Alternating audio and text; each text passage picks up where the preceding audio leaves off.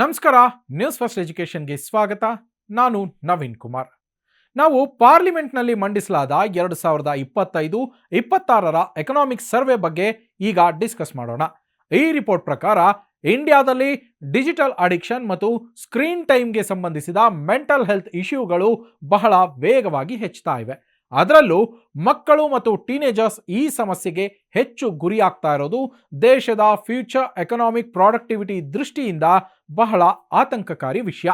ಗವರ್ನಮೆಂಟ್ನ chief economic adviser V ಅನಂತ ನಾಗೇಶ್ವರನ್ ಅವರು ಈ ವರದಿಯಲ್ಲಿ ಒಂದು ಇಂಪಾರ್ಟೆಂಟ್ ಪಾಯಿಂಟ್ ಅನ್ನ ಮೆನ್ಷನ್ ಮಾಡಿದ್ದಾರೆ. ಕಿರಿಯ ಯೂಸರ್ಸ್ ಹಾನಿಕಾರಕ ಕಂಟೆಂಟ್ ಮತ್ತು ಕಂಪಲ್ಸಿವ್ ಯೂಸೇಜ್ಗೆ ಅಟ್ರಾಕ್ಟ್ ಆಗ್ತಾ ಇರೋದ್ರಿಂದ ಸರ್ಕಾರ ಇನ್ಮುಂದೆ ಇಂಟರ್ನೆಟ್ ಆಕ್ಸೆಸ್ ಮಾಡೋದಕ್ಕೆ ಏಜ್ ಲಿಮಿಟ್ ಪಾಲಿಸಿಗಳನ್ನ ತರೋ ಬಗ್ಗೆ ಆಲೋಚಿಸ್ತಾ ಇದೆ. ಇದು ಇಂದಿನ ಯುವ ಪೀಳಿಗೆಯನ್ನ ಡಿಜಿಟಲ್ ಅಪಾಯಗಳಿಂದ ಕಾಪಾಡೋದಕ್ಕಿರೋ ಒಂದು ಬ್ರೇವ್ ಸ್ಟೆಪ್ ಅಂತ ಹೇಳ್ಬಹುದು.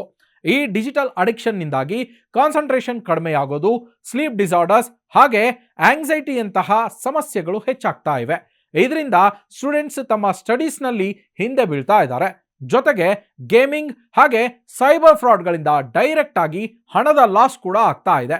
ಇದು ವ್ಯಕ್ತಿಗಳ ಆಫ್ಲೈನ್ ಸೋಷಿಯಲ್ ಸ್ಕಿಲ್ಸ್ ಹಾಗೆ ಕಮ್ಯುನಿಟಿ ಪಾರ್ಟಿಸಿಪೇಷನ್ ಅನ್ನ ಕಡಿಮೆ ಕೂಡ ಮಾಡ್ತಾ ಇದೆ ಅಂತ ಸರ್ವೆಯಲ್ಲಿ ತಿಳಿದು ಬಂದಿದೆ.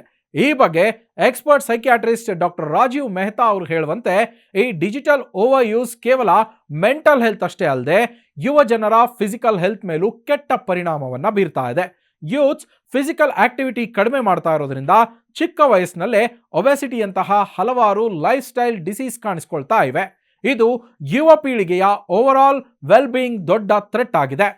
ಕೊನೆಯದಾಗಿ ಡಾಟಾ ನೋಡೋದಾದ್ರೆ 15ರಿಂದ 24 ವರ್ಷದ ಯುವ ಜನರಲ್ಲಿ ಸೋಷಿಯಲ್ ಮೀಡಿಯಾ ಅಡಿಕ್ಷನ್, ಡಿಪ್ರೆಷನ್ ಹಾಗೆ ಸೈಬರ್ ಬುಲ್ಲಿಂಗ್ ಪ್ರಕರಣಗಳು ಸಿಕ್ಕಾಪಟ್ಟೆ ಜಾಸ್ತಿ ಇವೆ. ಇಂಡಿಯಾದಲ್ಲಿ ಸದ್ಯಕ್ಕೆ ಸುಮಾರು 40 ಕೋಟಿ ಜನ OTT ವಿಡಿಯೋಗಳನ್ನ ಮತ್ತು 35 ಕೋಟಿ ಹತ್ತಿರ ಜನರು ಸೋಷಿಯಲ್ ಮೀಡಿಯಾ ಪ್ಲಾಟ್ಫಾರ್ಮ್ಗಳನ್ನ ಯೂಸ್ ಮಾಡ್ತಾ ಇದ್ದಾರೆ. ಈ ಅತಿಯಾದ ಡಿಜಿಟಲ್ ಎಂಗೇಜ್ಮೆಂಟ್ ಇವತ್ತಿನ ಯೂತ್ಗಳ ಕರಿಯರ್ ಮತ್ತು ಜೀವನದ ಮೇಲೆ ಲಾಂಗ್ ಟರ್ಮ್ ಇಂಪ್ಯಾಕ್ಟ್ ಬೀರುತ್ತೆ. ಮತ್ತಷ್ಟು ಇಂಟ್ರೆಸ್ಟಿಂಗ್ ಕಂಟೆಂಟ್ಗಾಗಿ ನ್ಯೂಸ್ ಫಸ್ಟ್ ಎಜುಕೇಶನ್ ಸಬ್ಸ್ಕ್ರೈಬ್ ಮಾಡಿ.